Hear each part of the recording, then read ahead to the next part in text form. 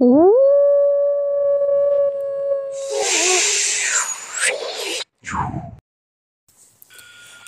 আলাইকুম প্রিয় লিসেনার্স, আশা করছি আপনারা সবাই ভালো আছেন, সুস্থ আছেন। বরাবরের মতোই আমরা আমাদের এই ইউটিউব চ্যানেলটিতে আবার রাত 11টা বাজে ফিরে আসলাম একটি সত্য বইয়ের ঘটনা নিয়ে। প্রিয় লিসেনার্স, অত্যন্ত আনন্দের সাথে জানাচ্ছি যে আজকে একটি ভয়ঙ্কর ঘটনা আপনাদের মাঝে আমরা উপস্থাপন করতে পারবো। তাই অনুরোধ থাকবে যে আজকের এই ঘটনাটি কোনো রকম স্কিপ না করে পুরোটা শোনার জন্য। আশা করি আজকের ঘটনাটি আপনাদের অনেকটা ভালো লাগবে। দেরি না করে এবার চলুন আমরা আমাদের মূল ঘটনাতে চলে যাই।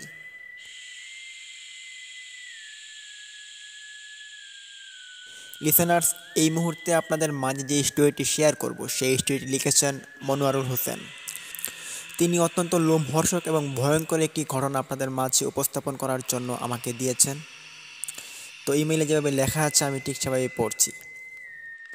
আসসালামু আলাইকুম প্রিয় লিসেনার্স, প্রথমে সবাই আমার সালাম নেবেন। আশা করছি আপনারা সবাই ভালো আছেন। আমি চাঁদপুর জেলা থেকে মনোয়ারুল হোসেন বলছিলাম। আমি ভূত এফএমের অনেক বড় একজন শ্রোতা। রাত্রিবেলা ভূতের ঘটনাগুলো না শুনলে আমার ঘুম আসে না। আর এই ভৌতিক ঘটনাগুলোর বিশ্বাসটা আমার তখনই জন্মায় যখন আমার ছেলের সঙ্গে এই ঘটনাটি ঘটে। এটি আমার ছেলের সঙ্গে বললে ভুল হবে, এটি ঘটে যায় আমার সঙ্গে, যার প্রভাব গিয়ে পড়ে আমার ছেলের উপরে। এই ঘটনাটির পরিপ্রেক্ষিতে যা জানতে পারি তা নিয়ে আজকে আপনাদের মাঝে আমি তুলে ধরার চেষ্টা করব আজকের এই ভয়াবহ এপিসোডটি। লিসেনার্স, আজকের এই ঘটনাটি আমার সাথে ঘটে যায় প্রায় আজ থেকে অনেক দিন আগে। এটি সম্ভবত আমার মতে 9 থেকে 9.5 বছর আগে এই ঘটনাটি ঘটে আমার সঙ্গে। এই ঘটনাটির সময়কাল থাকে প্রায় 6 থেকে 7 মাস। এতদিন পর্যন্ত এই ঘটনাটির শিকার হয়ে থাকে আমার ছেলে।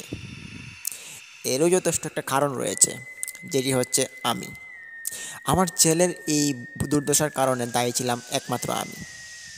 এটা বলার কারণ হচ্ছে, আমি একদিন নামাজ পড়ার জন্য যাচ্ছিলাম, ফজরের আজান দিল। সকালবেলা ঘুম থেকে উঠে আমি নামাজের জন্য উদ্দেশ্যে রওনা দিই মসজিদের দিকে। তখন আমাদের বাড়ি থেকে একটি বড় জঙ্গল পেরিয়ে ওখানে মসজিদে যেতে হতো।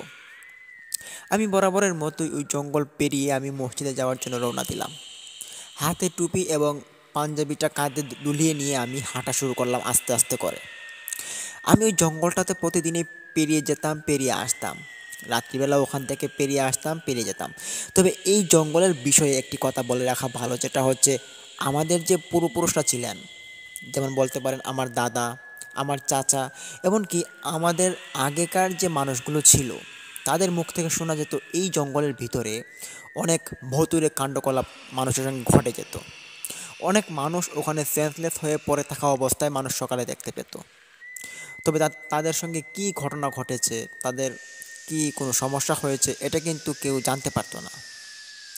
এরও যথেষ্ট একটা কারণ রয়েছে, যেটা ঘটনার মূল ভিত্তিটা আপনারা মাঝখানে গেলে বুঝতে পারবেন। যাই হোক, আমি ওই দিন বরাবরের মতো টুপি পাঞ্জাবি নিয়ে আমি মসজিদের দিকে রওনা দিই। আমি তখনই হঠাৎ লক্ষ্য করতে পারি যে পিছন থেকে কেউ একজন আমার সাথে সাথে হেঁটে হেঁটে আসছে। আমি এটা অনুভব করতে পারি। পিছন দিকে তাকানোর পর দেখি যে কেউ নেই। তখন আমি আবার হাঁটা শুরু করি। খানিকটা এগোনোর পর আমি দেখতে পারি যে আমার সামনে একটা শেয়াল তেড়ে আসছে আমার দিকে। আমাদের এদিকে তখনকার সময়ে যে শেয়ালগুলো থাকতো আর কি, ওই শেয়ালগুলো মানুষের ক্ষতি করত। যেমন বলতে পারেন মানুষের মুরগি চুরি করত, এবং মানুষের যে হাঁস, তারপরে অন্যান্য জিনিসপত্র, ছাগল, ওগুলোকে ক্ষতি করত। যার কারণে মানুষজন যদি শেয়ালকে দেখতে পেত তাহলে কিন্তু ওই শেয়ালগুলোকে মারার জন্য সবাই পেতে যেত। ঠিক তেমনভাবে আমি ওই শেয়ালটাকে দেখার পর ভাবলাম যে এটাকে আমি মেরে ফেলবো। যেই বাবা সেই কাজ। আমি ওখানে একটা ডাল পেলাম, ওই ডালটা আমি হাতে নিই। হাতে নিয়ে আমি ওই শেয়ালটাকে 2টা বাড়ি দিয়ে দিই। অদ্ভুত রকমের বিষয় ছিল যে শেয়াল যদি মানুষকে দেখে তাহলে কিন্তু শেয়াল দৌড় দিয়ে পালিয়ে যায়। তবে এই শেয়ালটা আমাকে দেখে না একটু দৌড় দিল, না একটু চিৎকার দিল। আমার 2টা বাড়ি সে নিঃসন্দেহে খেয়ে নিল। মনে হলো যে তার শরীরে কোনো আঘাত লাগেনি। একটু পর দেখতে পারি যে শেয়ালটা মাটিতে গড়াগড়ি শুরু করে দিয়েছে। বাট এখানে একটা অদ্ভুত বিষয় আমি লক্ষ্য করতে পারি, যেটা হচ্ছে আমরা যদি কোনো পশু পাখি বা কোনো প্রাণীকে যদি মানে আহত করি বা তাকে মাইর দেই, তাহলে কিন্তু সেটা আমাদের থেকে দৌড়ে পালানোর চেষ্টা করে এবং এটা চিৎকার চেঁচামেচি করে। তবে আমি এই শেয়ালটার মধ্যে কিছুই দেখতে পাইনি। শেয়ালটা আমার সামনে গড়াতে গড়াতে আমার চোখের সামনেই তার দমটা চলে যায়। আমার দেখে খুব খটকা লাগলো। আমি ভাবলাম যে বিষয় কি, শিয়ালটার হঠাৎ করে কি হলো? অন্যান্য শিয়ালের মতো কিন্তু এই শিয়ালটা না। তবে এটা কে? তখন আমার ওই জিন বিষয়ে কিন্তু অনেকটা ধারণা ছিল। আমি তখন ওখানে ভয় পেয়ে যাই দাঁড়িয়ে দাঁড়িয়ে। তখন হুট করে আমি হেঁটে চলে যাই। আমি যখন নামাজে যাই তখন নামাজ পড়ে আবারও ফিরে আসি। তখন ফিরে আসার সময় দেখতে পারি যে ওই শেয়ালটার চারপাশ ঘিরে কয়েকজন মানুষ দাঁড়িয়ে আছে। তখন আমি ভালো করে লক্ষ্য করতে দেখতে পারি যে ওই শেয়ালটা আর শেয়াল না, ওটা একটা মানুষ হিসেবে বলা যায় যে এটা একটা মানুষের মতোই, চুলগুলো লম্বা লম্বা ছিল। ওই মানুষের মতো ওটা পড়ে আছে মাটিতে এবং তার চারপাশে 4-5 জন মানুষ ঘেরা দিয়ে আছে, তারা কান্না করছে। এটা আমার নিজ চোখে দেখা। আমি তখন ওখানে ভয় পেয়ে আমি পিছিয়ে চলে আসি এবং অন্য রাস্তা ধরে হাঁটা শুরু করি। তবে আমার জীবনে সবচেয়ে বড় ভুল হচ্ছে ওই শেয়ালটাকে আমি হত্যা করা। আমি যেই না শেয়ালটাকে হত্যা করলাম ওই দিন থেকে আমার পিছনে নাছোড়বান্দা একটা জিনিস লেগে পড়ে। আমি রাত্রিবেলা ঘুমাতে পারি না, চলাফেরা করতে পারি না। আমার চোখে যেমন শুধু ওই শেয়ালটা ভেসে ওঠে এবং নানান ধরনের অদ্ভুত চিন্তা ভাবনা আমার মাথায় থাকে। আমার এই অদ্ভুত রকমের বিষয় মানুষ পরিলক্ষিত করতে পারে। আমি তখন কাজকামও করি না। আমি একজন রাজমিস্ত্রি, বলে রাখা ভালো, যেটা হচ্ছে আমি রাজমিস্ত্রি কাজ করি এবং রাজমিস্ত্রি করে আমার সংসার চালাই। যদিও পড়ালেখা করেছিলাম আগে কম, বাট আমি তো কাজে যাই না, এটা করি না ওইটা করি না। তখন আমার পরিবার আমার উপর একটা সন্দেহ আসে। তারা ভাবে যে আমার কিছু একটা হয়েছে, না হলে আমার মতো মানুষ এরকমটা করা মানে কোনো কথা নেই। তখন তারা অনেকভাবে জানার চেষ্টা করে, কিন্তু ফলপ্রসূ কোনো লাভ হয়নি। আমি 2 দিন 3 দিন চলে যাওয়ার পর আমি স্বপ্নে নানান ধরনের জিনিস দেখি, যেটি খুব ভয়ঙ্কর। আমি দেখতে পারি যে আমাকে কেউ হত্যা করার জন্য এগিয়ে আসছে। আমি যে শেয়ালটাকে হত্যা করেছি, এই হত্যার যে একটা ফুটেজ, যেটা আমরা চোখে দেখতে পারি, ওই ফুটেজটা আমার চোখের সামনে ভেসে ওঠে। বিষয়টা খুব আনকমন এবং অদ্ভুত রকমেরভাবে আমার ভয়ানক দৃষ্টিতে আমার দিকে মানে ছুড়ে আসে। আমি খুব অশান্তিতে ছিলাম এই বিষয়টাকে নিয়ে। আমি এই বিষয়টা অন্যান্য মানুষদের কাছেও বলেছি, আমার আত্মীয় স্বজন পরিবারের কাছেও বলেছি, তবে তারা এই বিষয়টাকে কোনো গুরুত্ব দেয়নি। শুরুতে এটা গুরুত্ব না দিলেও পরে এটা কাল হয়ে দাঁড়িয়েছে, তারপর এটা গুরুত্বটা বেড়েছে। যাই হোক, আমি এরকমভাবে আমার চলতে থাকে, প্রায় 8 দিন 10 দিন চলে যায়। 8-10 দিন চলে যাওয়ার পর আমার ছেলের সঙ্গে ঘটে এক বিরল ঘটনা। আমার ছেলে একদিন খেলাধুলা শেষ করে বাড়ি ফিরল। বিকেলবেলা সে বাড়িতে ফিরেই সে অদ্ভুত রকমের আচরণ শুরু করে দিল। তার চোখগুলো লাল টকটকা হয়ে আছে এবং সে যেন রাগে বিঘ্নতায় আছে। কাউকে পেলে সে মার্ডার করার জন্য প্রস্তুত, এক মুহূর্ত দেরি করতে পারবে না, এরকম একটি অবস্থায় আমার ছেলের এই অবস্থা দেখে আমি খুব ভয় পেয়ে যাই। তাকে শান্ত করার জন্য কাছে যাই, কিন্তু সে কোনোভাবেই সে শান্ত হবে না। সে কাউকে না কাউকে মারবেই, এই অবস্থা। তখন আমি এবং আমার পরিবারের লোকজন তাকে দেখে অনেকটা ভয় পাই। তাকে বুঝিয়ে শান্ত করার মতো আমাদের পরিবারে তখন কেউ ছিল না। এ না হয় গেল একদিনের ব্যাপার, যদিও সে পরবর্তীতে ঘুমিয়ে পড়ে। পরদিন সেম ঘটনা আবারও ঘটায়। আমরা ভাবলাম যে তাকে হয়তো কোনো জিন বা কোনো প্রেত আচর করেছে। তবে কে আচর করেছে, কোথাকার জিন আচর করেছে, এটা দেখার জন্য আমরা একটা তান্ত্রিকের কাছে আমার ছেলেকে নিয়ে যাই। তিনি বললেন যে কোনো জিন বা কোনো প্রেত আপনার ছেলেকে আচর করেনি।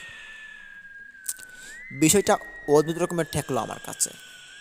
আমি তখন আমার ছেলেকে বাড়িতে নিয়ে এসে অন্য একটি তান্ত্রিকের কাছে নিয়ে যাওয়ার চিন্তা করি। বাট আমার ছেলে যখন আমার দিকে কথা বলে, মানে আমার সঙ্গে, তখন আমার ছেলের কথাগুলো তাকে খুব ভালো, এবং যখনই সে কোনো একটা বিষয়ে উদ্বিগ্ন হয়ে পড়ে, যেমন ধরা যায় এটা সে একটা কিছু আমার কাছে চাইলো, বা তার শখের কোনো জিনিস একটা মিস্টেক হয়ে গেল, তো বলা যায় যে স্বাভাবিকভাবে মানুষের যেভাবে রাগ উঠে তেমনই। তবে তার রাগটা ছিল বেশ মারাত্মক, খুব শান্তস্বরূপ একটা ছেলে এভাবে হঠাৎ রেগে ওঠা, এটা কিন্তু একটা অস্বাভাবিক বিষয়। আমরা ধরে নিই যে তাকে জিনে আচর করেছে, কিন্তু তান্ত্রিক না করে। এর না হয়ে গেল প্রথম দিন। দ্বিতীয় দিন একই ঘটনা আবারও ঘটায়। চলতে থাকে এভাবে 10 দিন 15 দিন, সেম ঘটনা। সে প্রতিদিন বিকেলবেলা, সন্ধ্যাবেলা, রাত্রিবেলা, সকালবেলা সে এরকম ঘটনা একবার না একবার তার মধ্যে হয়েই থাকে। তাকে মার দৌড় শাসন করার পরও সে যেমন ঠিক হচ্ছে না। তখন আমার স্ত্রী বলল যে তাকে কোনো একটা খারাপ কিছুর ভর করেছে, তাকে ভালো কিছুর কাছে নিয়ে যাও। তখন আমি ভাবলাম যে আমাদের চাঁদপুর জেলা আছে, ওইটার অনেক দূরে একটা গ্রাম রয়েছে, যে গ্রামটির নাম সীতাপুর।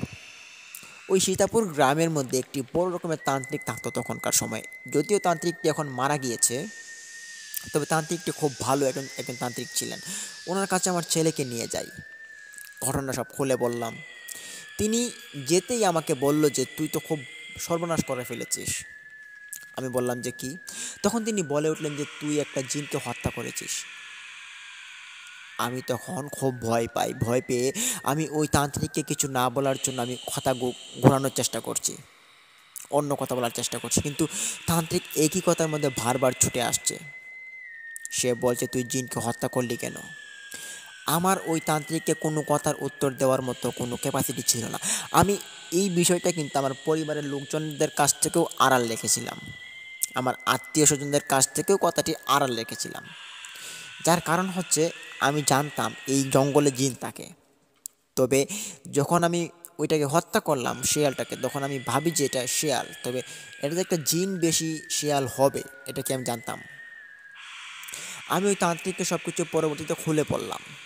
তান্ত্রিক বলে যে তোর ছেলেকে হয়তো আর বাঁচাতে পারবি না, তোর পরিবারের কেউ হয়তো আর বাঁচতে পারবি না। আমি তখন তান্ত্রিককে বললাম যে আপনি যে করেই হোক আমাদেরকে বাঁচানোর চেষ্টা করুন। বলে যে না, তুই খুব মস্ত বড় খারাপ একটা ভুল করে ফেলেছিস, তুই একটা জিনের বাচ্চাকে তুই হত্যা করে ফেলেছিস। তান্ত্রিককে জিজ্ঞেস করলাম যে আপনি কি করে জানলেন? তখন তান্ত্রিক আমাকে বলে উঠল যে তুই যখন আমার গুহায় প্রবেশ করেছিস, তখন তোর সঙ্গ থেকে 2টা জিন চলে গিয়েছে আমার কাছ থেকে। ওই জিনগুলো তোর উপর রাগান্বিত অবস্থায় ছিল এবং তারা বলতেছিল যে তুই তাদের বাচ্চাকে হত্যা করেছিস। তারা এই কথাটা বলেছে, আমি শুনেছি। তখন তান্ত্রিকের এই কথা শুনে আমার আর বুঝতে বাকি রইল না যে তান্ত্রিকটা খুব ভালো একজন তান্ত্রিক, তিনি হয়তো সব কিছু বুঝতে পারেন অগ্রিম। তখন আমি সব ঘটনা খুলে বললাম। তিনি বললেন যে কিছু করার নেই, সাবধানে চলাফেরা কর। তখন তান্ত্রিক আমাকে কিছু তাবিজ ওষুধপত্র দিলেন, ওগুলো নিয়ে আমি আমার ছেলেকে নিয়ে বাড়িতে চলে আসলাম। তখন পরদিন যখন আমি আবারও ঘুমাই, ওই ঘুমানোর পর রাত্রিবেলা আমি শুনতে পাই যে আজান দিচ্ছে। আজানটা বেশ অদ্ভুত ঠেকলো আমার কাছে। আমার স্ত্রী তখন আমার সঙ্গে ছিল না, সে বাপের বাড়িতে গিয়েছিল আমার ছেলেকে নিয়ে। আমি তখন ঘর থেকে বের হয়ে নামাজের উদ্দেশ্যে রওনা দিই। দেখতে পারি যে অন্য দিনের মতো আজকে লাগছে না, আজকে লাগছে যেমন খুব তাড়াতাড়ি আমি ঘর থেকে বের হয়ে গিয়েছি।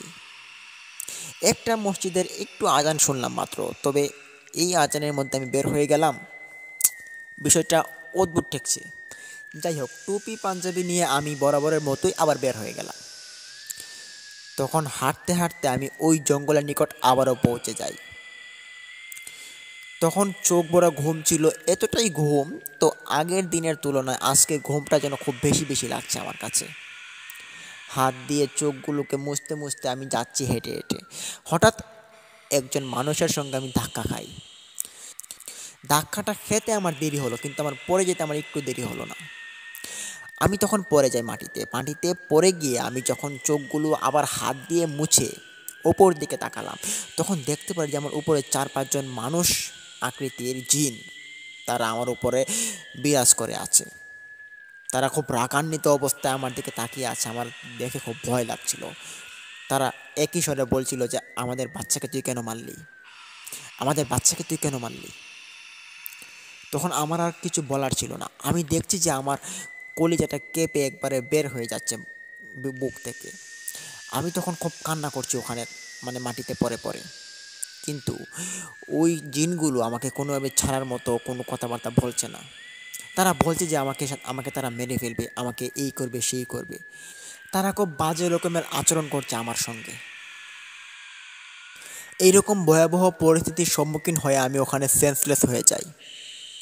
আমি সেন্সলেস হওয়ার আগে একটা জিনিসই দেখতে পারি যে কোনো একটা জিন আমার মুখের সামনে তার মুখটাকে নিয়ে এসেছে। খুব বিশ্রী তাদের মুখ, খুব বাজেভাবে দেখাচ্ছে। এগুলো হতে পারে যে খারাপ জিন ছিল। আমি তাদের মুখটা দেখার পরই আমি এখানে সেন্সলেস হয়ে পড়ে যাই। পরদিন সকালবেলা মানুষ ওখান থেকে আমাকে নিয়ে যায়।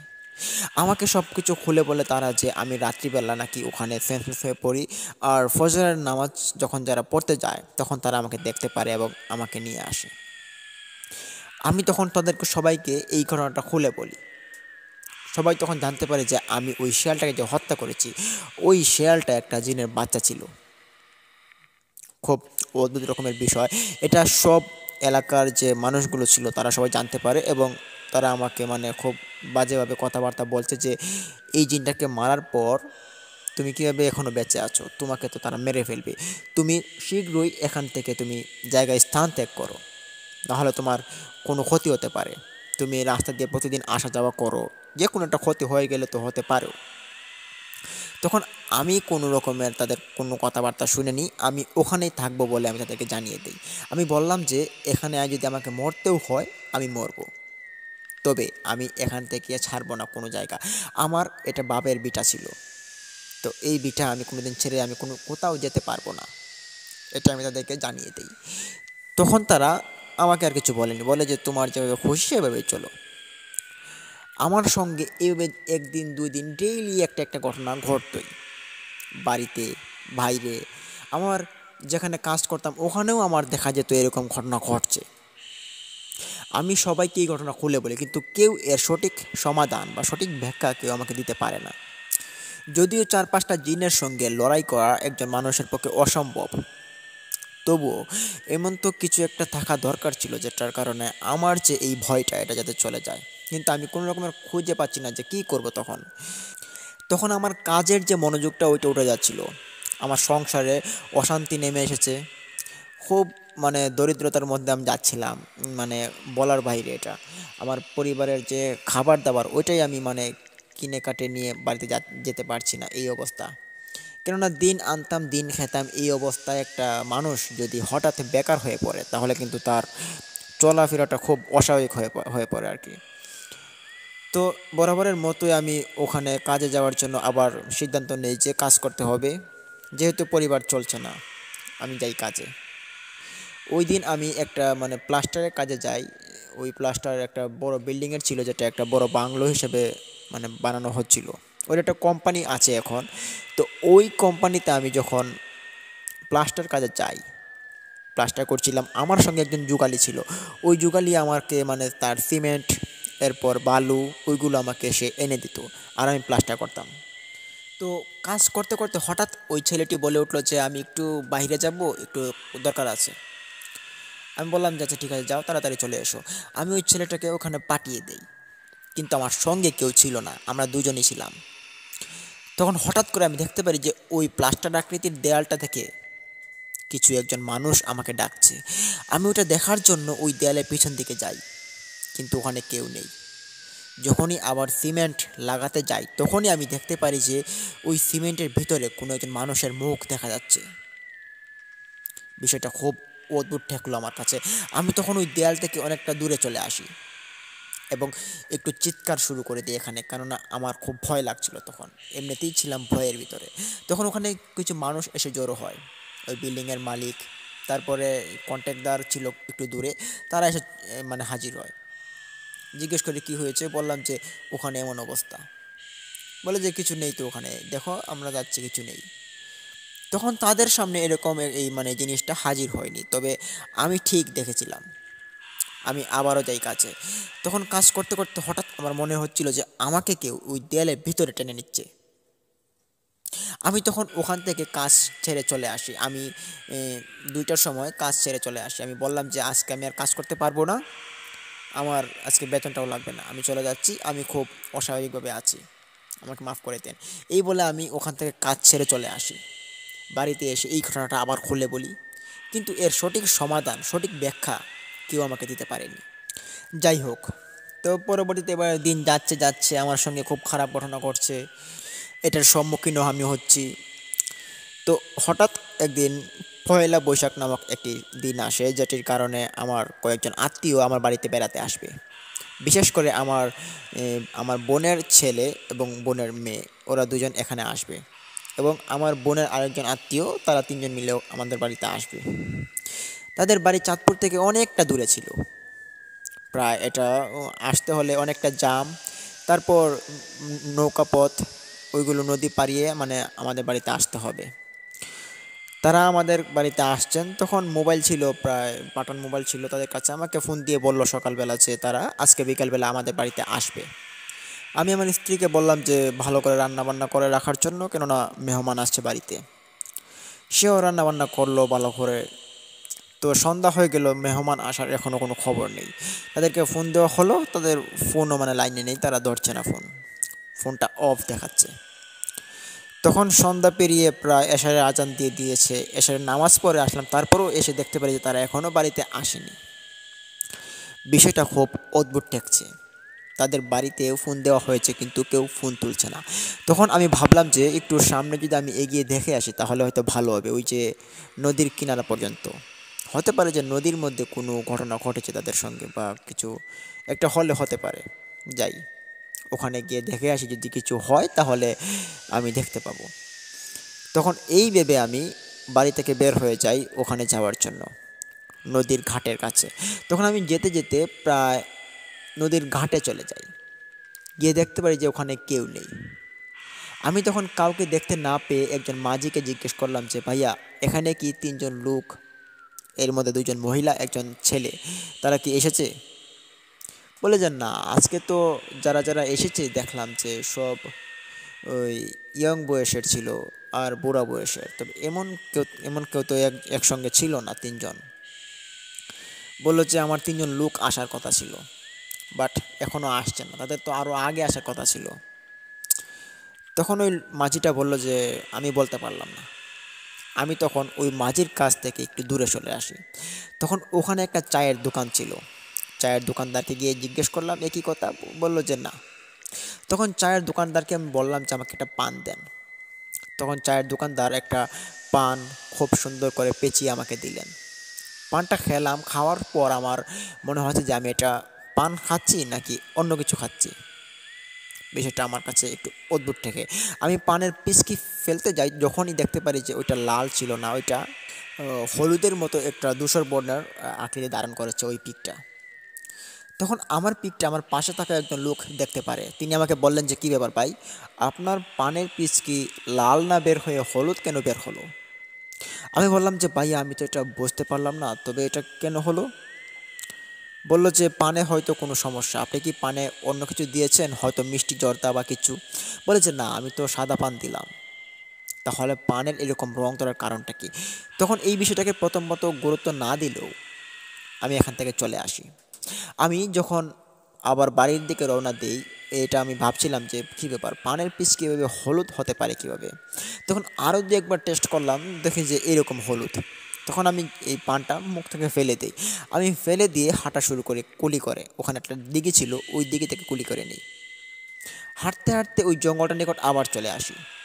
তখন আমি দেখছি যে ওই জঙ্গলের ভিতর থেকে ওই তিনজন যে আমার আত্মীয় ছিল, তারা তিনজন আমাকে ডাকছে। আমি তখন তাদের ডাকটা শুনতে পারি এবং কোনো কিছু না ভেবেই ওই জঙ্গলের ভিতর প্রবেশ করে দিই। আমি তখন তাদেরকে ডেকে বললাম যে এই জঙ্গলের ভিতরে যেও না, চলে এসো, বাড়িতে চলে যাই, অনেক রাত হচ্ছে। তারা তখন বলেছে, মামা না, আপনি আসেন এখানে, দেখেন এখানে একটা জিনিস আছে। তাদেরকে আমি কত করে ডাকলাম, তারা আমার কাছে আসছে না। আমি তখন তাদের কাছে চলে যাই, গিয়ে বললাম যে কি হলো, এত দেরি হলো কেন তোমাদের? আর ওই নৌকা ঘাটে গেলাম, গিয়ে জিজ্ঞেস করলাম তোমাদের মতো কাউকে নাকি দেখতে পাইনি, কোন দিকে এসেছো? তখন তারা তিনজন আমাকে বলে যে আমরা এসেছি অন্যদিকে, ওই দোকানটার ওই পাশ দিয়ে। তখন বললাম যে আচ্ছা ঠিক আছে, তাহলে এখন বাড়িতে চলো। তখন তারা বলে যে না, বাড়িতে যাব না, এই জঙ্গলটা খুব ভালো লাগছে আমাদের কাছে। পাগল নাকি?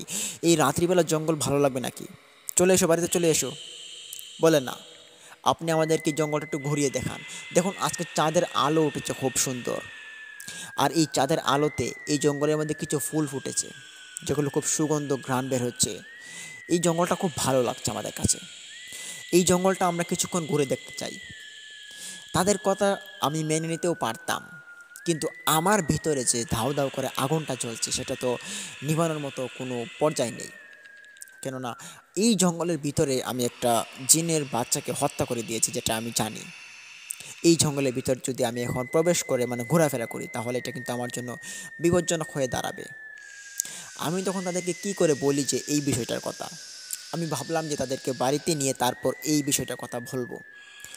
তখন তাদের সঙ্গে আমি একটু একটু করে ঘুরতে থাকি, বাট আমার যে বুক ওইটা ধর ধর করে কাঁপছে। আমি তাদের সঙ্গে হাঁটছি, কথাবার্তা বলছি, তবে আমার মনে হচ্ছে যে আমার সঙ্গে কেউ একজন আছে, অন্য কেউ। আমি তাদেরকে বলি যে দেখো তো পাশে কি কেউ আছে কি না। বলেছে না, পাশে তো কেউ নেই, আপনি হয়তো ভুল শুনছেন।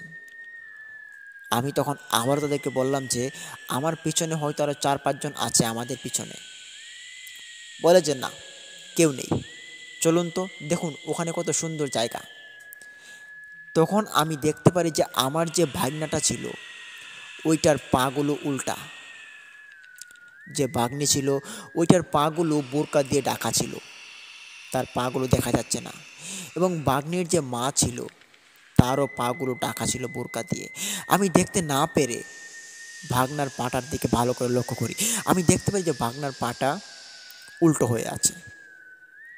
দেখার সঙ্গে সঙ্গে আমার আর বুঝতে বাকি রইল না যে এগুলো আমার আত্মীয় নয়, এগুলো হতে পারে যে পিশাচ বা জিন, যেগুলো আমার ক্ষতি করার জন্য আমার নিকট এখন এসেছে। আমি তখন ওখান থেকে কোনো রকম বেঁচে ফেরার জন্য একটা প্ল্যান খুঁজতে থাকি। আমি তাদের সঙ্গে কথা বলছি ঠিকই, কিন্তু এখান থেকে কি করে আমি বের হতে পারি এই বিষয়টা নিয়ে আমি একটু চিন্তা করছি। কিন্তু যতই তাদের সঙ্গে কথা বলছি, যতই ঘুরছি, ততই তারা আমাকে জঙ্গলের ভিতর নিয়ে ঢুকাচ্ছে আরও। তাদের কাছ থেকে যদি এখন আমি সিরিয়াসলিভাবে এসে পড়ি, এটা কিন্তু একটা খারাপ লক্ষণ ছিল। আমি তখন সিরিয়াসলি, যেমন যেটা বলে ওটাকে, যে আসার জন্য এটা আমি তাদেরকে বলিনি যে আমি এখান থেকে চলে যাব।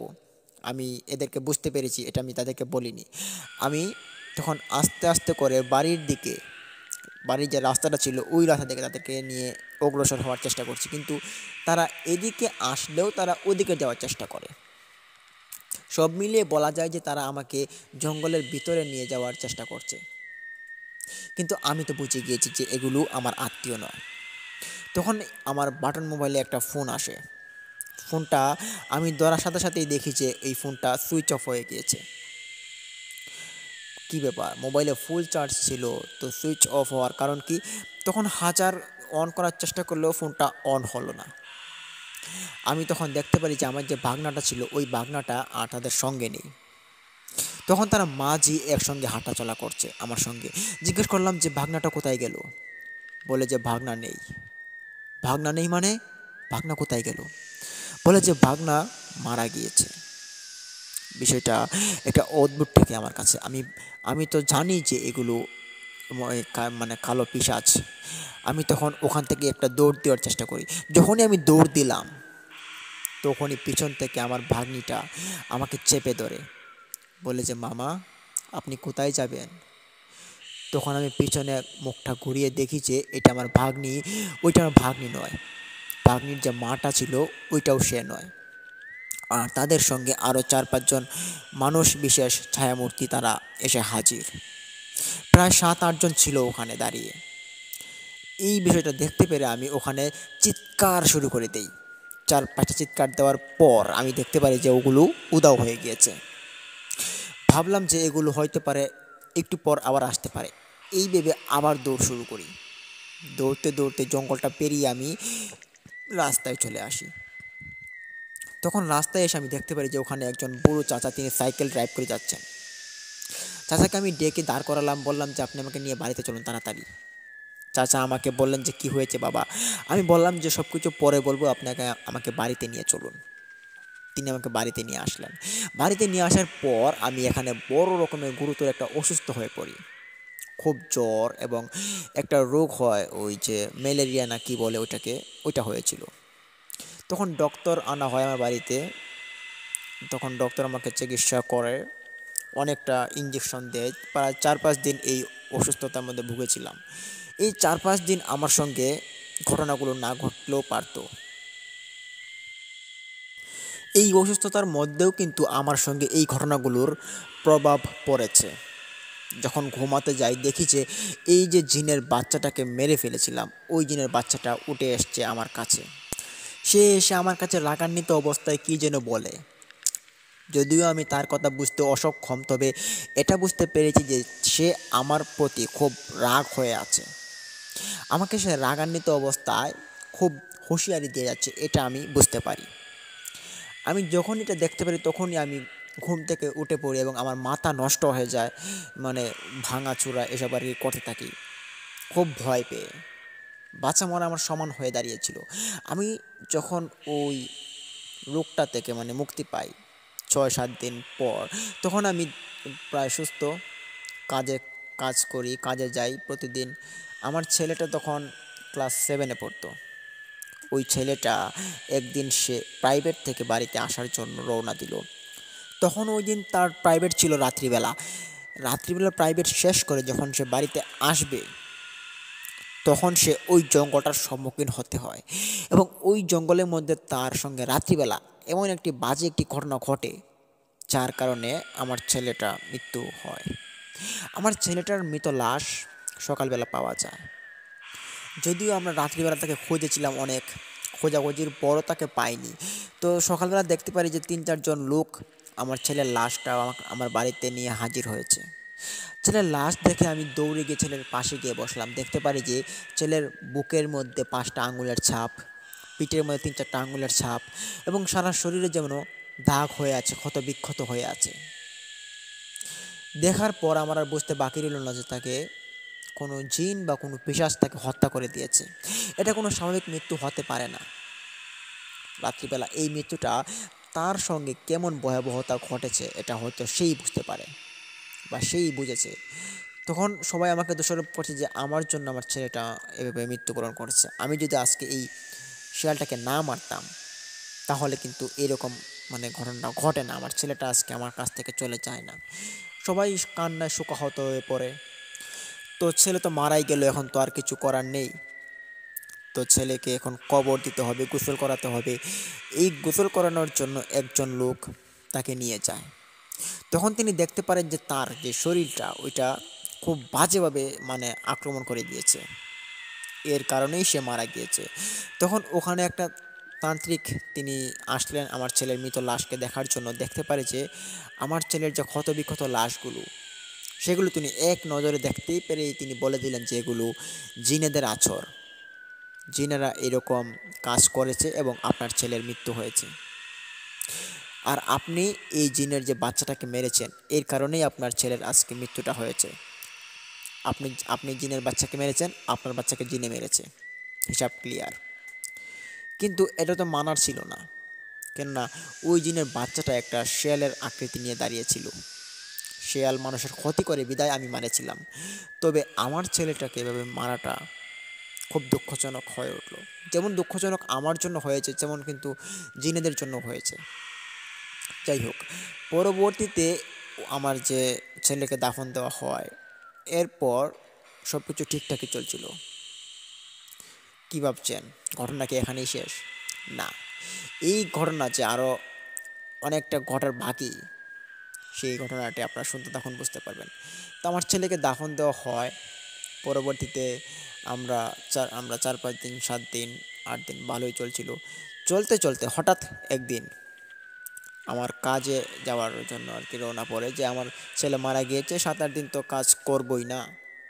কাজ করি, রাজমিস্ত্রি কাজে যাই, কাজ করে বাড়িতে ফিরে আসি আমি সাইকেল করে। তখন ওই জঙ্গলের পাশটা আমি মানে আসা যাওয়া ছেড়ে দিই। আমি ওই যে বাড়ির আরেক পাশ ছিল পূর্ব পাশ, ওই পূর্ব পাশ দিয়ে আমি আসা যাওয়া করতাম। তখন ওই পূর্ব পাশ দিয়েও আমার সঙ্গে ঘটে আরও বিরল কাহিনী। রাস্তার মধ্যে আমাকে মানুষ পথ আটকায়, আটকে অদৃশ্য হয়ে যায়। পাগুলোর দিকে লক্ষ্য করলে দেখা যায় যে তাদের পাগুলো ছিল উল্টা। এগুলো কি আদৌ জিন ছিল নাকি পিশাচ? বুঝতে পারি না কিছুই। মানুষকে জিজ্ঞেস করলে বলে যে এটা এটা হবে, ইনি বলে এটা ওটা হবে, মানে এক একজনের এক এক রকমের মতভেদ। আমি তখন এই বিষয়টা মানে বুঝতে পারি না। যদিও আমার তখন সময়টা মানে ছিল একটু ইয়ং বয়সের, ছিলাম খুব তরতাজা এবং ভালোই একজন সাহসী লোক ছিলাম। এর কারণে এইসব বিষয়ে মানে একটু নিজেকে শক্ত করে রাখতে পারতাম আর কি। দেখার পরেও ভয় লাগতো, কিন্তু অজ্ঞান হয়ে যাওয়ার মতো মানে এই অবস্থাটা হতো না তখন। তখন একদিন আমি কাজ শেষে বাড়িতে ফিরছি, তখন দেখতে পারি যে একজন লোক, যেটা আমার ছেলের মতো ছিল অনেকটা, সে আমাকে রাস্তার পাশে দাঁড় করালো। দাঁড় করিয়ে বলল যে চাচা, আপনি কি আমাকে সামনে নিয়ে যাবেন? বললাম যে বাবা, কোথায় যাবা? বলে যে আমি ওই যে এই মোড়টাতে যাব, আপনি আমাকে একটু নিয়ে যাবেন? বললাম যে ছোট বাচ্চা, আচ্ছা ঠিক আছে উঠো। সাইকেলের পিছনে একটা সিট ছিল, ওইটাতে সে চড়ে বসে। সাইকেল চালাচ্ছি, হঠাৎ দেখতে পারি যে সাইকেলে যে সে উঠেছে এটা আমার কাছে অনুভব হচ্ছে না। পিছন থেকে ঘুরে দেখি যে পিছনে কেউ নেই। দেখে আমি খুব ভয় পাই। পিছনে দেখতে কাউকে দেখতে না পেয়ে আমি সাইকেলটা দাঁড় করাই। দাঁড় করে যখন সাইকেল থেকে নামি, তখন দেখতে পারি যে ছেলেটা পিছনে বসে আছে। তখন কলেজে আবারও একটা কাঁপান দিয়ে উঠলো। বললাম যে তুমি না চলে গিয়েছিলে, আবার কীভাবে আসলে? বলে যে কই, আমি তো যাইনি, আমি সাইকেলেই ছিলাম, আপনি সাইকেল চালান। ভয় ভয় নিয়ে আবার সাইকেলে উঠলাম, আবার সাইকেল চালানো শুরু করলাম। তখন দেখতে পারি যে আমার সামনে তিনজন মানুষ রাস্তায় পড়ে আছে। তারা খুব ভয়ঙ্করভাবে, চুলগুলো লম্বা লম্বা এবং খুব বাজেভাবে রাস্তার মধ্যে বিচরণ করে আছে। সাইকেলটা ব্রেক করলাম, ব্রেক করে পিছনে তাকিয়ে দেখি যে পিছনে কেউ নেই। আমার সাইকেলে যে ছেলেটা ছিল ওইটা নেই। আমার বুঝতে বাকি রইল না যে আজকেও আমার সঙ্গে এই খারাপ ঘটনা ঘটছে। চোখ বেয়ে অশ্রু পড়ছে, খুব ভয় লাগছে আমার। আমি তখন কিছু সূরা পড়তে থাকি। তখন সূরা পড়ার শেষে আমি যখন চোখ খুলি, তখন দেখতে পাই যে সামনে কেউ নেই, তবে পিছনে ওই ছেলেটা বসে আছে। ছেলেটাকে আমি জিজ্ঞেস করলাম যে বাবা, তুমি এখনও যাওনি? বলে যে আপনি কি পাগল নাকি? আপনি একটু পর পর সাইকেল থামাচ্ছেন এবং বলছেন যে আমি যাই না, আমি যাই না। এটা কি আপনার কি সমস্যা হচ্ছে? আপনি কি কিছু নিয়ে ভাবছেন? আমি বললাম যে আমি তো ভাবছি না, তবে তুমি কে? তুমি তো কোনো সাধারণ মানুষ নয়। তুমি যেই হও আমার কোনো ক্ষতি করবে না, এমনিতেই আমার ছেলে মারা গেছে কয়দিন আগে। বলে যে আপনার আমি ক্ষতি করব কেন? আপনি সাইকেল চালান, আমাকে ওই মোড়টার সাইডে নামিয়ে দিবেন। তখন ওখান থেকে দেখা যাচ্ছে যে ওই মোড়টাতে কোনো মানুষজন নেই। ওখানে আরেকটা কথা বলে রাখা ভালো যে ওখানে 4-5টা কবরস্থান ছিল, যেগুলোর নাম ফ্লট আকারে দেওয়া হয়েছিল, যে কবর দেওয়ার পর দেয়াল তুলে এগুলোর মধ্যে আবার খোদাই করে নাম লেখা হয়, কিন্তু এইভাবে কিন্তু নাম দেওয়া হয়েছিল। ওই নামগুলো একটা মধ্যে ছিল জব্বার, একটা মধ্যে ছিল শিমুল, কি জানি ওই রকম নাম ছিল কয়েকটা। তো ওই কবরস্থানের কাছে আমি যাই ওই ছেলেটাকে নিয়ে। তখন দেখতে পারি যে একটা ওই পিছনের ছেলেটা মানে সে সাইকেল থেকে নেমে পড়ে এবং ওই কবরস্থানের নিকট সে যায়। তাকে তাকে দেখছি যে ছোট্ট একটি ছেলে, সে কবরস্থানের দিকে যাচ্ছে, কোনো ভয় পাচ্ছে না। তার এরকম দুঃসাহসিকতা দেখে আমার খুব ভয় লাগলো। আমি তখন তাকে বললাম যে তুমি এদিকে যাচ্ছ কেন? এটা কবরস্থান, তুমি দেখছো না আবার এখানে কোনো মানুষ নেই, বিপদে পড়বে তো। তোমার বাড়ি কোথায়? সে আমার দিকে চোখ গরম করে তাকিয়ে দিল। দেখতে পেলাম যে তার চোখগুলো লাল বর্ণ হয়ে আছে এবং তার মুখে যেন একটা রাগের আবছা ছায়া বইছে। আমি তখন তাকে আর কিছু না বলে সাইকেলটা টান দিলাম। কিছু দূর এগিয়ে দেখতে পেলাম যে ওই ছেলেটা একটা আলোক রোশনি হয়ে গিয়েছে এবং ওইটা নিমিষের মধ্যে ওখানে মানে মিশে গিয়েছে। দেখতে পেরে আমার আর বোঝার বাকি রইল না যে এটা এখানে একটা প্যারানর্মাল বিষয় আবারও করতে চলেছে। আমি এখান থেকে চলে যাই। খুব জোরে সাইকেল চালাচ্ছিলাম। যখনই বাড়ির কাছে চলে আসি তখনই দেখতে পারি যে ওই ছেলেটা আবার আমার সাইকেলের পিছনে বসে আছে। এটা দেখতে পেরে আমি ওখানে সাইকেল থেকে পড়ে যাই। তখন সাইকেলটা আমার উপরে পড়ে আসে, হাত পা ছিলে যায়, অনেকটা চোট পাই, আহত হই। বাড়ি থেকে মানুষ বের হয়ে এসে দেখতে পারে যে আমি সাইকেলের নিচে পড়ে আছি, তবে আমার পাশে কেউ নেই, পিছনে কেউ নেই। আমি তখন বারবার আঙুল ইশারা করে দেখাচ্ছিলাম যে পিছনে পিছনে, কিন্তু পিছনে কেউ নেই। বলে যে আমার ছেলে মারা যাওয়াতে আমার নাকি এরকম অবস্থা হয়েছে, আমি এরকমভাবে কিছু দেখতে পারি। সবাই বলে যে আমি নাকি পাগল হয়ে গেছি, কিন্তু আদৌ কি আমি পাগল হয়েছিলাম? না। আমি প্রতিদিনই এরকম ঘটনার সম্মুখীন হতাম। এরই মধ্যে আরও একটি বিশেষ ঘটনা যেটির সম্মুখীন হয়েছিলাম, এটি হচ্ছে আমি একদিন মাছ মারার জন্য আমাদের যে নদীটা ছিল ওই নদীতে যাই। এটা একটা গাং ছিল, ছোটো একটা গাং নদীর সঙ্গে জড়িত হয়েছে। ওই গাঙে মাছ মারার জন্য যাই, যদিও আমি মাছ মারতাম না, প্রতিদিন কাজ করতাম। তো একদিন শুক্রবার দিন মাছ মারতে যাই, হাতে জাল ছিল। ওই জালটা নিয়ে একটা বালতি নিয়ে গাঙে চলে যাই। ফটফটা রোদ উঠেছে বাইরে, এতটাই রোদ যে ওই রোদের মধ্যে যদি কেউ বের হয় তাহলে তার গা পুড়ে যাওয়ার মতো অবস্থা। তবে এখানে আরও একটা বিষয় লক্ষণীয় যেটা ছিল, মানে গরমের বিষয়ে, মানে গরমের মধ্যে কিন্তু মাছ যেগুলো থাকে আর কি, ওগুলো মানে শ্বাস নিঃশ্বাস বেশি না না ফেলতে পারার জন্য তারা মানে মরে যায় এবং পানিতে ভেসে ওঠে। এরকম ঘটনা ঘটে ওই দিন। দেখতে পারি যে গাঙের মধ্যে অনেক মাছ, তারা উপরে উঠে কাতরাচ্ছে, ভেসে আছে গরমের জ্বালায়। গাঙের পানি একটু পা দিয়ে ছেঁকে নিলাম, দেখি যে এতটা গরম যে এখানে যদি কেউ গোসল করে তাহলে তার চামড়া খসে পড়ার মতো অবস্থা হয়ে যেতে পারে। তখন ওখানে জাল ফেলার চেষ্টা করলাম, জাকি জাল, যেটাকে গ্রাম্য ভাষায় জাকি জাল বলে, ওইটা অনেকে আপনারা চিনে থাকবেন। ওই জালটা আমি পানিতে ছুঁড়ে মারি, বেশ গোল হয়ে জালটা পড়ে। যখনই জালটা আমি তোলার চেষ্টা করি দেখি যে জালের ভিতর অনেক মাছ ধরা পড়েছে, মাছগুলো লাফাচ্ছে লাফাচ্ছে। তখন আমি টানতে টানতে হঠাৎ দেখতে পারি যে একটা কঙ্কাল আমার জালে উঠে এসেছে আর কি। তখন আমি ওই কঙ্কালটা দেখার পরে একটু অবাক হই এবং ওই কঙ্কালটাকে হাতে নিই। দেখতে পারি যে এটা একটা শেয়ালের কঙ্কাল হবে বা কোনো কুকুরের বলা যায়। তবে এই কঙ্কালটা আমি দেখতে পেরে আমার ওই শেয়ালটার কথা মনে হয় যে আমি শেয়ালটাকে হত্যা করেছিলাম, ছোট্ট একটা শেয়ালকে। কঙ্কালটাকে হাতে নিয়ে আমি চারদিক ঘুরিয়ে ঘুরিয়ে দেখছিলাম, হাড় গোড় সব ঠিক আছে, বাট শরীরে মাংস নেই। কঙ্কালটাকে আমি পাশে ফেলে দিই। তখন আমি আবারও জালটা হাতে নিই এবং ওই বালতি নিয়ে একটু পাশে যাই। কিছু মাছ ধরা পড়েছিল, ওই মাছগুলো বালতিতে রাখি। তখন আরও একটা খেউ দিই পানিতে। তখন আমি দেখতে পারি যে ওই কঙ্কালটা ওখানে নেই, তবে কঙ্কালটার সাইডে একটা কুকুর বসে আছে।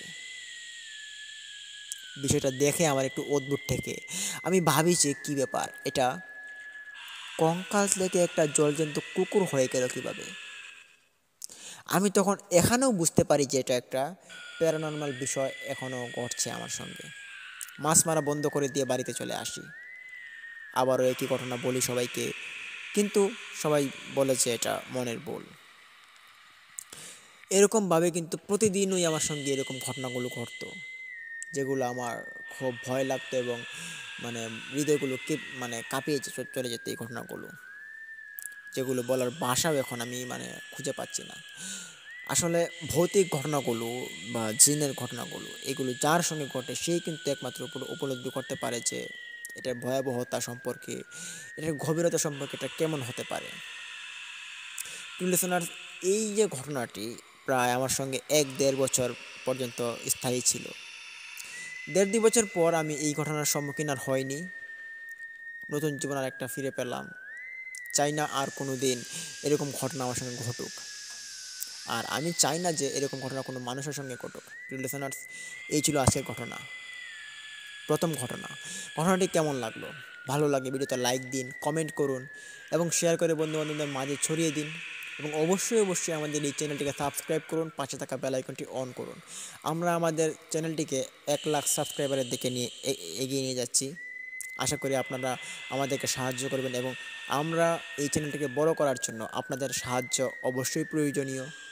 তাই আপনারা আমাদের চ্যানেলটিকে সাবস্ক্রাইব করুন, পাশে থাকা বেল আইকনটি অন করুন। এবং আমরা সেলিব্রেশনের দিকে এগোনোর জন্য আপনারা আমাদেরকে সহযোগিতা করুন।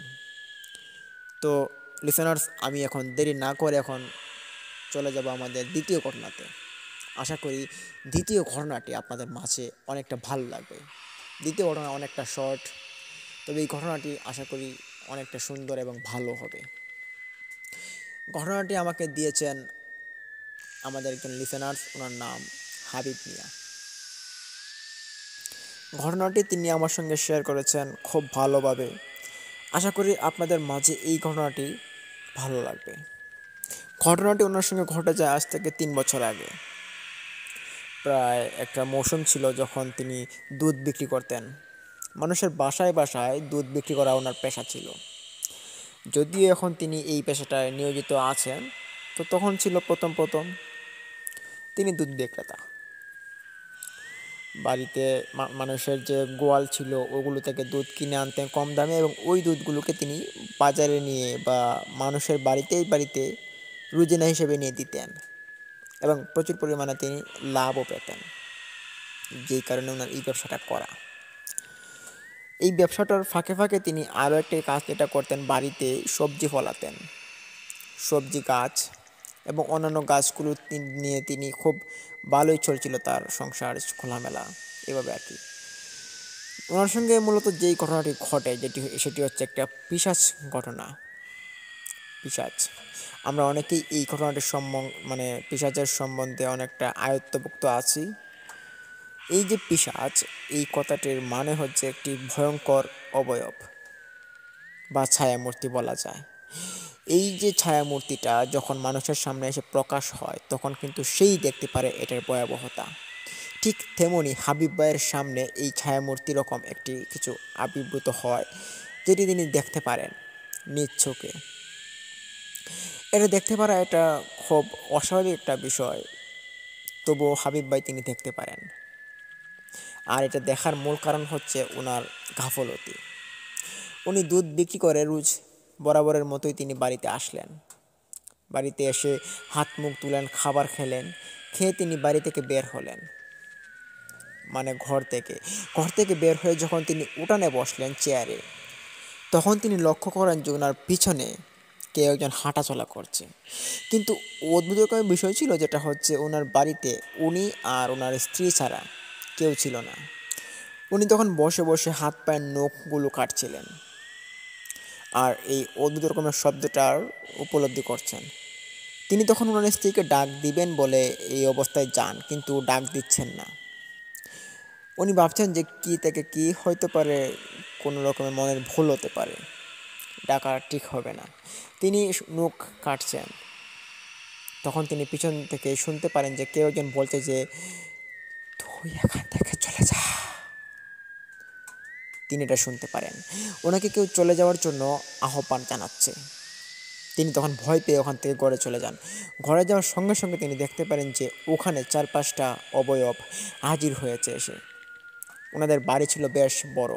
ওনার বাবার মুখ থেকে তিনি শুনতেন যে ওনাদের বাড়ির সামনে যে বড়ই গাছটা, ওই বড়ই গাছের মধ্যে নাকি আগে অনেক রকমের খারাপ ঘটনা করত। মানুষকে ওখান থেকে কেউ ঢিল মারত, মানুষের সঙ্গে মজা হাট্টাকাট্টি ইয়ার্কি এইসব কি করে থাকতো বেশিরভাগ। তিনি ভাবলেন যে হয়তো পারে যে ওই বড়ই গাছের কোনো পিশাচ বা কোনো অবয়ব তার সঙ্গে এরকম মজা করছে। তিনি তখন একটু কৌতূহলীবশত ওগুলোকে ধরার জন্য ওখানে যান। একটা লাঠি হাতে নিয়ে একটার শরীরে ভারী দেওয়ার জন্য এগিয়ে যান। হাতে থাকা লাঠিটা নিয়ে তিনি একটা পিশাচের উপর জোরে আঘাত করেন। আঘাত করার পর তিনি দেখতে পারেন যে কোনো পিশাচের শরীরে আঘাত লাগেনি, বাট উনি ওখানে মাটিতে পড়ে গিয়েছেন। মাটিতে পড়ার সঙ্গে সঙ্গে উনি দেখতে পারলেন যে ওনার সারা শরীর ঝিনঝিনিয়ে উঠেছে।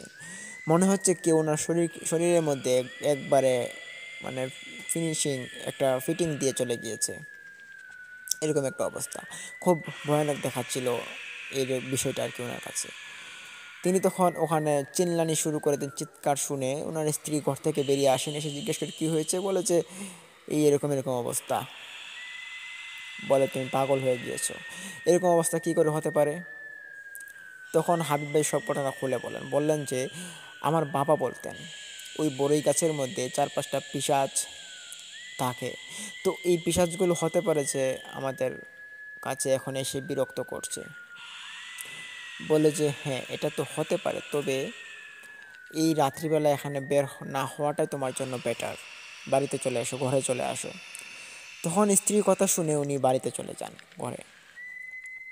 রাত্রিবেলা যখনই তিনি ঘুমাবেন, ঘুমানোর সময় তিনি লক্ষ্য করতে পারেন যে ঘরের ভিতরে কেউ একজন আচমকা প্রবেশ করলো। প্রবেশ করে ওনার ঘরের মধ্যে হাঁটাচলা করছে। হাবিব ভাই তিনি এই বিষয়টা তিনি লক্ষ্য করতে পারেন। স্ত্রীকে ডাক দিয়ে বললেন যে দেখো তো, ঘরের ভিতরে যেন কেউ একজন হাঁটাচলা করছে। বলে না তো, কেউ তো হাঁটাচলা করছে না। তখন তিনি স্পষ্ট শুনতে পাচ্ছেন যে এই আওয়াজটা, বলে যে এখনও চলছে আওয়াজটা। বলে না, কেউ আওয়াজ করছে না, কেউ কোনো রকমের হাঁটাচলাও করছে না, এটা আপনার মনের ভুল। কিন্তু এটা কি ওনার মনের ভুল ছিল? না, এটা যে ওনার মনের একটা সত্য ধারণা ছিল, এটাই উনি প্রমাণ করেছেন লাস্ট। তখন ওনার বউকে বোঝাতে না পেরে তিনি ঘর থেকে বেরিয়ে আসেন। তিনি হাত মুখ ধুয়ে আবারও যান শুতে। ওই দিন তিনি শান্তিমতো ওখানে ঘুমিয়ে পড়েন। পরদিন যখন সন্ধ্যা হয়ে আসে, তিনি আবারও দুধ বিক্রি করে বাড়িতে চলে আসেন। ওই দিন ওনার সঙ্গে ঘটে আরও একটি বিরল কাহিনী। ওনার তখন ওই যে বড়ই গাছের মধ্যে বড়ই ছিল, ওই বড়ই গাছের উপর থেকে দেখতে পারলেন যে কিছু পাকা বড়ই টপ টপ করে মাটিতে পড়েছে। তিনি দূর থেকে বসে বসে বলছেন যে ওইগুলো মানে ছোটো ছোটো বড়িগুলো কলাবাদুরে এসে ফেলে দিচ্ছে, বড়িগুলো বড় হলে তো খেতে পারতাম। তখন তিনি বড়িগুলো দেখার জন্য চেয়ারটা হাতে করে নিয়ে বড়ই গাছতলে যান। গিয়ে দেখতে পারেন যে ওখানে কাঁচা বড়ই না, ওটা পাকনা পাকনা বড়ই ওখানে পড়ে আছে, পাকা বড়ই। বেশ দেখতে পেরে বেশ অবাক হলেন। উপরে তাকিয়ে দেখেন যে সব বড়ই কাঁচা, বাট ওখানে পাকা বড়ই কোত্থেকে আসলো? ওনার স্ত্রীকে নিয়ে বড়িগুলো নিয়ে দেখালেন। ওনার স্ত্রী বললেন যে একটা ওই যে মিষ্টির উপরে রেখে দাও, ওগুলো পরে খাবো। মিষ্টির উপরে রেখে তিনি বাইরে চলে এসে এই বিষয়টা নিয়ে গবেষণা করছেন যে কেন এটা হলো, কেন এমন হলো। ওনার স্ত্রী যখন ওই বড়িগুলোকে আনতে যাবেন, তখন গিয়ে দেখতে পারেন যে ওই যে বাটিটা ছিল ওটার মধ্যে বড়িগুলো নেই, বাট বাটিটা ওখানে পড়ে আছে। এসে বলে যে আপনি বড়িটা কোথায় রেখেছেন? বড়ি তো এখানে নেই। বলে যে বড়ি তো এখানে রেখেছিলাম, কিন্তু না, বড়িটা পাননি। উনি তখন বুঝতে বাকি রইল না যে উনি একটা পিশাচ বা কোনো প্রেত ওই বড়িগুলো ফেলেছে। কেননা কাঁচা একটা গাছ থেকে পাকা বড়ি কোত্থেকে আসবে আবার? ওনারা ভয়ে ভয়ে এখানে থাকছেন। ওনার স্ত্রী বলছেন যে এই ভয়ের ভিতরে আমি এখানে থাকতে পারবো না, আমাকে নিয়ে চলে যাও অন্য কোথাও। কিন্তু এখান থেকে ছেড়ে যাওয়াটা তো আর একদিনের কথা নয়। উনি তখন বলে যে আচ্ছা ঠিক আছে, আমরা যাব, তবে 2-3 দিন যাক, দেখা যাক কী করা যায়। ওনার স্ত্রীকে নিয়ে তিনি আবারও ওখানে চলাফেরা শুরু করেন। ওনারা দেখতে পারেন যে বাড়ির আশপাশ এই কোণায় ওই কোণায় কিছু একজন বসে থাকে। তবে এই বসে থাকা ব্যক্তিটি একটা কালো কাপড় পরিহিত মানুষের মতো, সে ওখানে বসে থাকে, এখানে বসে থাকে, খুব ভয়ঙ্কর দেখায়। ওনাদের বাড়িতে যখন মেহমান আসতো, তখন মেহমানরা দেখতে পেত যে এরকম অবস্থা। জানতে চাইলে বলতো যে এটা আমার বাবার আগের যুগের এই ঘটনাগুলো। ওনাদের বাড়ির যে বড়ই গাছটা ছিল, ওই বড়ই গাছটার বয়স নিম্ন 10 কি 12 বছর হবে। এবং ওই বড়ই গাছের জায়গায় নাকি আরও একটি বড়ই গাছ ছিল, মানে হাবিব ভাইয়ের দাদার মতে উনি নাকি একটা বড়ই গাছ লাগিয়েছিলেন, ওটা মরার পর ওনার বাবা এইটা লাগিয়েছেন। কেননা এটা একটা বড়ইয়ের গাছ হিসেবে স্মৃতি রাখার জন্য ওনারা লাগিয়েছেন। তো এই বড়ই গাছের ভয়াবহতা সম্বন্ধে যখন মানুষ জানতো, তখন ওনাদের বাড়িতে আর কেউ থাকতো না। এই যে বাড়িটা, ওইটা একটা বেশ ভয়ঙ্কর একটি বাড়ি। এটার আশপাশ দিয়ে মানুষ এখনও কম যায়। তো দিনের বেলা মানুষ তো একটু আধটু ঘোরাফেরা করলো, রাত্রিবেলা ওখানে কেউ যায় না। এই বাড়িতে এখন আর কেউ থাকে না, বাড়িটা একদম পড়ে আছে ফাঁকা। তবে এরই মধ্যে যে আরও একটি ঘটনা ঘটছে, যেটা হচ্ছে হাবিব ভাইয়ের যে গোষ্ঠী ছিল, ওই গোষ্ঠীর মধ্যে যারা যারা ছিলেন, তাদের মধ্যে একজন মানুষ নাকি ওই বড়ই গাছের আঘাতে, পিশাচের আঘাতে মারা গিয়েছেন। খুব বৃষ্টি হচ্ছিল, ওই বৃষ্টির মধ্যে তখন কয়েকটা বড়ই ছিল, মানে লাস্ট সিজনের বড়ইগুলো আর কি। ওই বড়ইগুলো পড়ছিল। ওনার পরিবারের সম্ভবত ওনার ছোট একজন ভাই, সে দৌড়ে যায় বড়ই টুকানোর জন্য। তখন তার ওখানে মৃত্যু হয়, মাথায় বড়ই পড়ে। বিষয়টা হালকা হলেও কিন্তু অনেক ভারী। কেননা মানুষের মাথায় যদি একটা বড়ই পড়ে তাহলে কিন্তু একটা বা অনেকটি যদি বড়ইও পড়ে তাহলে কিন্তু একে মানুষ মৃত্যুবরণ করার কথা নয়, বাট একটা আঘাতেই কিন্তু তার মৃত্যু হয়ে যায়। মানুষ বুঝতে পারে যে এটা তার প্যারানর্মাল কোনো ঘটনা ঘটেছে, যার কারণে তার মৃত্যু হয়েছে। এই অবস্থা। তারপর থেকে মানুষ ওই বাড়িটাতে একটু কম আনাগোনা, ওদের যে ভাই ছিল, তারপর যে চাচারা ছিলেন, তারা ওই বাড়িটা ছেড়ে দেন। আর ছাড়ার কথাই ছিল, কেননা এই ভূতুরে বাড়িতে থাকাটা একটা চারটিখানি কথা নয়। যদিও হাবিব ভাই তিনি থেকেছেন ওই বাড়িতে, বাড়িটি ওই বাড়িতে আর কি কোনো রকমের ঘর বানানো হয়নি। এই বাড়িতে আবার কয়েকটা ছনের ঘর তৈরি করা আছে। হ্যাঁ, এটি কিশোরগঞ্জ জেলার একটি স্থানীয় জায়গার নাম, যেটা হচ্ছে মুসল্লি। ওই গ্রামের কথা বলা হচ্ছে। ওখানে অনেক হিন্দু পরিবার মানে বিস্তীর্ণ রয়েছে। এই যে গোষ্ঠীবর্গর যে অবস্থাটা, এটা একটা বেশ পুরনো এবং এটারই একটা সাংস্কৃতিক দিক। তো লিসেনার্স, এর পরবর্তীতে মানুষের সঙ্গে এরকম আর ঘটনা যেগুলো এইগুলো মানে আর দেখা যায়নি আর ঘটেনি। বাট এখানে অনেক মানুষ বলে যে তাদের সঙ্গে ঘটেছে। এটার প্রমাণস্বরূপ কিছু পাওয়া যায়নি, যার কারণে মানুষ এটাকে আর কোনো গুরুত্ব দেয়নি, কোনো প্রায়োরিটি দেয়নি। তবে একটা কথা এখানে সত্যি, যেটা হচ্ছে এই বাড়িটা, এই যে বাড়িটা, ওইটাতে কেউ থাকে না। ওখানে কয়েকটা বড়ই গাছ আছে। ওই বাড়িটাকে মানুষ বড়ই বাড়ি বলে থাকে, কেননা এখান থেকে অনেক মানুষ এসে বড়ই পেরে নিয়ে যায়, বড়ই কিনে নিয়ে যায়। যদিও হাবিব ভাই ওই বাড়িতে এখন থাকেন না, কিন্তু বাড়ির দেখাশোনা ঠিকই করেন। প্রিয় লিসেনার্স, এই ছিল আমাদের আজকের এপিসোড। আজকের এপিসোডটি কেমন লাগলো? ভালো লাগলে কমেন্ট করে অবশ্যই জানান। এবং আমরা আমাদের চ্যানেলে অনেকগুলো ঘটনা ছেড়ে দিয়েছি, যেগুলো আশা করি আপনাদের মাঝে অনেক ভালো লাগবে এবং আপনারা আমাদের ঘটনাগুলো শুনুন। এর জন্য আমাদের চ্যানেলকে সাবস্ক্রাইব করুন, পাশে থাকা বেল আইকনটি অন করুন। আজকের ঘটনাতে লাইক দিন, কমেন্ট করুন এবং ঘটনাটির যে বিস্তারিত আপনারা বুঝতে পারলেন এই বিষয়টা একটা কমেন্ট আকারে যদি আপনারা জানান, বা আমাদের যে কন্টেন্ট এটার মধ্যে যদি কোনো সমস্যা বা কোনো আউট অফ ফিল হয় আপনাদের কাছে, এটা আপনারা আমাদেরকে বলতে পারেন। তো আমরা কিন্তু আমাদের চ্যানেলে অনেকগুলো ভিডিও আপলোড করে দিয়েছি। তো আশা করি আপনারা যদি আমাদের পাশে থাকুন সবসময় এইভাবে, তাহলে আমরা আমাদের এই চ্যানেলটিকে আরও অনেক দূর পর্যন্ত এগিয়ে নিয়ে যাব। এবং এটা করতে পারবো একমাত্র শুধু আপনাদের ভালোবাসায়, আপনাদের জন্যই। তো অবশ্যই আপনাদের ভালোবাসা আমাদের প্রয়োজন। তাই আপনারা আমাদের সবসময় সাথে থাকুন এবং আমাদের ভূত এফএমের সঙ্গী হিসেবে আমাদের সঙ্গেই থাকুন। তো প্রিয় লিসেনার্স, আজকের মতো এখানে আপনাদের কাছ থেকে আমি বিদায় নিচ্ছি। ততক্ষণ সবাই ভালো থাকুন, সুস্থ থাকুন এবং দেখা হচ্ছে কাল কোনো নতুন একটি ঘটনা নিয়ে। আশা করি কালকের ঘটনাটি আপনাদের একটা ভালো লাগবে। তো এখন আমি বিদায় নিচ্ছি, সবাই ভালো থাকুন। আসসালামু আলাইকুম।